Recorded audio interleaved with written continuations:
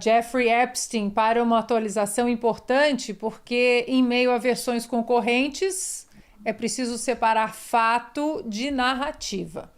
Anos antes de o escândalo ganhar dimensão internacional, o então empresário e hoje presidente Donald Trump procurou autoridades para relatar comportamentos criminosos de Jeffrey Epstein. O registro mostra uma distinção essencial num ambiente saturado por acusações políticas. O registro permite diferenciar suposições de fatos comprovados com base em ações formais, documentação e comunicação com a polícia. Essa distinção entre fato comprovável e narrativa construída é central para qualquer debate sério. E aí eu jogo para vocês até que ponto o jornalismo e as instituições têm conseguido sustentar essa diferença sob pressão política. Eu já volto para o Ivan, porque esse caso chegou também na Inglaterra. Flávio, essa atualização não vai ser muito divulgada, porque envolve Donald Trump chamando a atenção das autoridades ainda quando era um empresário. E vamos lembrar de um detalhe, fazer o paralelo de novo com o Brasil, né? Lembra quando a Lava Jato descobriu que todo o sistema brasileiro estava um lixo, só tinha uma exceção?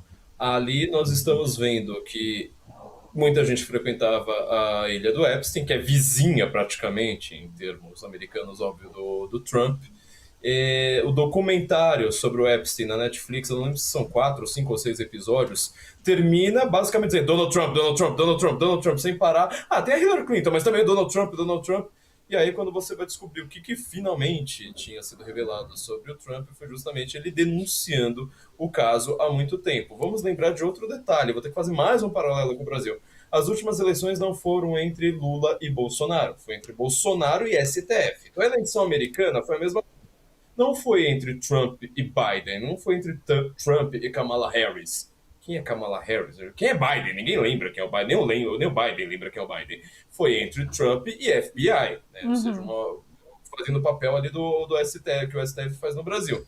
Ora, se o FBI está revelando que o Trump, na verdade, está totalmente limpo na história, aí você vê que a coisa cresce. Só que não sai na mídia em lugar nenhum.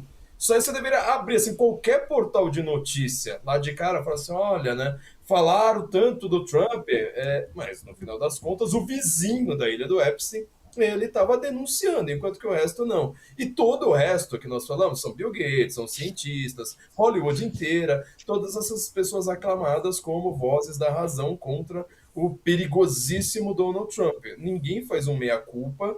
O Bill Gates foi flagrado, né, se contradizendo, falando liberem a lista, sendo que poucos meses atrás, o mesmo Bill Gates estava dizendo sim, a lista de clientes do Epstein é real. Também são reais o Papai Noel e, sei lá, o Chapeuzinho Vermelho, alguma coisa do tipo. Quer dizer, fazendo ironia, agora, enfim, muda completamente o discurso, querendo dizer, mas não era só eu que estava indo naquela ilha. Então nós vemos que não noticiar também é uma forma de manipulação, também é uma forma de desinformação por esses grandes conglomerados. Resta nós aqui sozinhos da Revista Oeste fazendo nossa barricada aqui na nossa trincheira. Ivan, como os tentáculos desse caso horroroso estão atingindo a Inglaterra? Ana, antes de mais nada, eu acho que nós temos aqui que prestar nossa solidariedade, de alguma maneira, às vítimas desse caso, que são inúmeras, não se sabe o número de vítimas.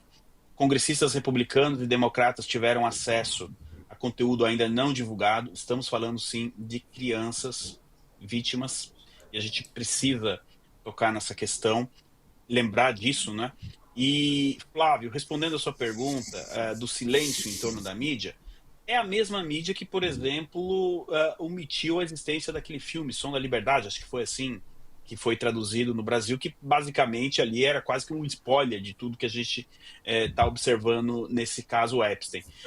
Agora, Ana, eu Eu vou mudar um pouco o tema aqui do nosso roteiro, porque talvez os tentáculos não estejam na Inglaterra, estejam nos Estados Unidos, e a cabeça do povo esteja aqui na Inglaterra. Isso porque começa a circular assim informações de que, na verdade, a origem de tudo não é nem Ghislaine Maxwell, esposa de Jeff Epstein, e o próprio Jeff Epstein, mas tudo pode ser ter início com o pai de Ghislaine Maxwell, Robert Maxwell.